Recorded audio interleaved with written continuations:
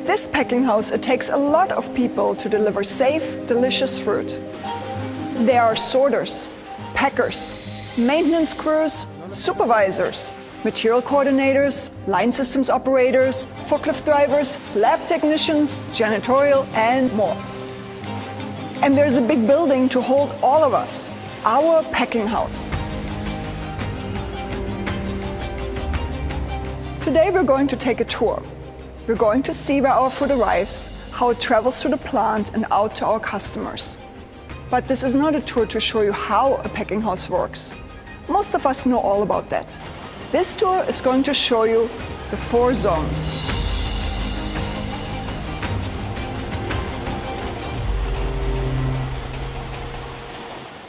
Every packing house has 4 zones. You're going to learn what each zone is and how that knowledge helps us ensure safe operation of our business. We'll show you how one zone can contaminate another through cross-contact or cross-contamination. Most importantly, you'll learn ways to avoid contamination by paying attention to your work area and the impact you have on zones. This is an apple packing house. And here's a cherry line. And these are pears.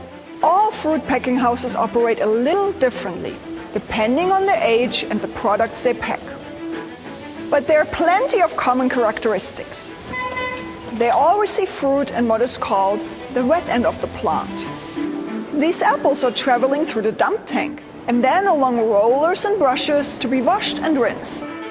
Cherries leave their dump tank and flow through cluster cutters and flumes. Our pears travel along belts as they too are washed and rinsed. The cherries continue their watery journey to be sorted. But the apples and pears enter the dry end, where they're sized and labeled. Finally, here in the packing area, the apple and pear process is completed, and our finished products are sent to storage and shipping. Most of the cherry packing processing continues in the wet end. These cherries are packaged, and they too are ready for market. To support this process, we have restrooms, maintenance shops, and offices. The wet end, where the fruit arrives and is washed, and the dry end, where fruit is sorted and packaged. Every fruit packing line has these same processes.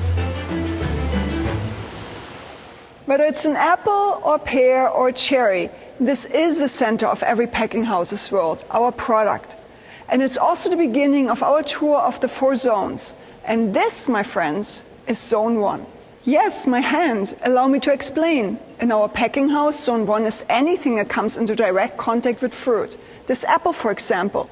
So because both my hands have touched the apple, they're Zone 1.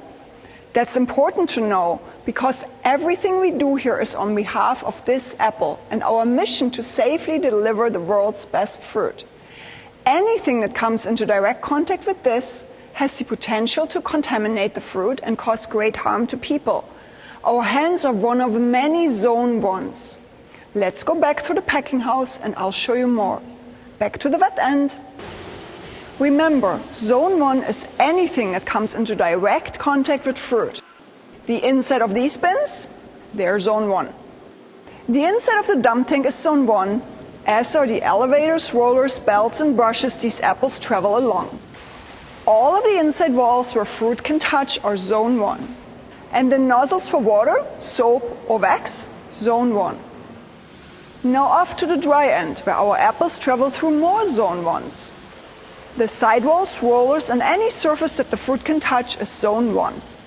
The apples drop off the sizers to handfuls of Zone 1s. Here in the packing area, you see everyone keeping their Zone 1 hands and gloves clean and away from anything that is not the fruit. The inside of these boxes and bags are all Zone 1. That's why they are always on racks or pallets, so they never come into direct contact with the floor. When the boxes close and leave the plant, we know this fruit is ready for market because we've successfully prevented contamination of Zone 1. By now, you don't need a quiz to prove that you know what a Zone 1 is. Anything that comes into direct contact with fruit is Zone 1. But what about Zones 2, 3, and 4? You know that Zone 1 is the inside of this tank.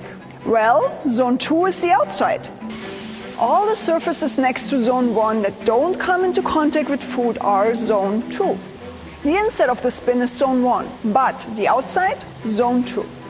These are easy to spot Zone 2s, but there are plenty you cannot see unless you look for them. Zone 2s are also internal parts of washing or packing equipment. This includes the framework, sidewalls, and piping of the machinery. Now let me show you Zone 3. There are lots of them. Zone 3 are all the areas in the packing house that are near or next to Zone 2. Floors, walls, ceilings, drains, forklifts, mops, brooms, and garbage cans. All Zone 3. Near or next to Zone 2. Let's complete our zone tour here in the break room. This is Zone 4. Zone 4s are all the areas outside but close to the packing areas of the plant. Other Zone 4 areas include the restrooms, loading docks, offices, cold storage, the maintenance shop, and even the front entryway. A wet end, a dry end, and 4 zones. Our job is to prevent any contamination to Zone 1. Using what we know about zones, we have the best cleaning and sanitation plans in place for our packing house. But it's our behavior that makes us successful. People on the line keep their hands clean and avoid touching anything but fruit. They keep their clothes and everything else on their body out of Zone 1. You also won't see anyone using cell phones or wearing jewelry that could contaminate Zone 1. Here, people are leaving Zone 4. They wash their hands in Zone 3. They're now walking onto a sanitizer mat and then heading off to work, most of them in Zone 2 areas. People working in the wet end stay away from the dry end. And people working in the dry end don't visit the wet end. At the cherry line, people working at the beginning of the process avoid being in the packaging area. Some packing houses use mats with sanitizer between the wet and the dry ends. However, everyone encourages workers to avoid traffic between the areas. Packing houses use color-coded mops, brooms, buckets, and other cleaning supplies. When not being used, they're kept in a clean, designated storage area.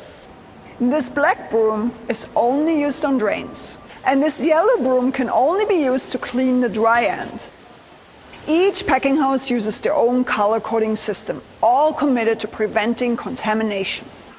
These good practices are the result of understanding how zones can be compromised. Here's an example. Domingo, a maintenance worker, needs to tighten a bolt at the bag line. So his coworker Jose heads off to get the proper tool. Here in the Zone 4 maintenance shop, Jose grabs a wrench that has been cleaned and inspected before use. He walks back through Zone 3, a little less quickly than this of course, and delivers the tool to Zone 2, directly above the bag line V-belt. Domingo completes the task, very aware that his wrench is too close for comfort. He's careful not to contaminate Zone 1. There are plenty of examples of how each zone can be protected. Clean hands, of course, using your hands only for the job you're doing. Staying out of areas where you don't need to be. And then there's water. Nothing comes into contact with fruit more than water. Water cleans our fruit and cleans our packing house. Water requires lots of vigilance. It can contaminate people, equipment, and fruit. So we keep it clean. And we keep it where it mostly belongs, in the wet end of the plant. We don't let water stay around for too long after it's been used. And we keep a close eye on ceilings to make sure no condensation has collected and could drip into Zone 1. So there you have it. You know the 4 zones, and you know that protecting Zone 1 is our most important job. Let's finish this tour with a brief quiz, shall we? We'll call it Name That Zone. Name this zone. Zone 3, that's correct. What zone is this? Because the overhead is near but not touching our fruit, this is Zone 2. Finally, answer quickly now. Zone 4. Zone 1. Zone 4 again.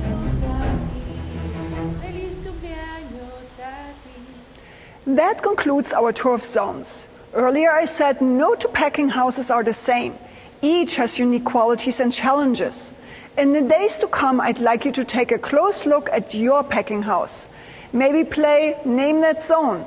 Look for the opportunities you have to best protect Zone 1 and the precious fruit we deliver to our friends and family. Thanks.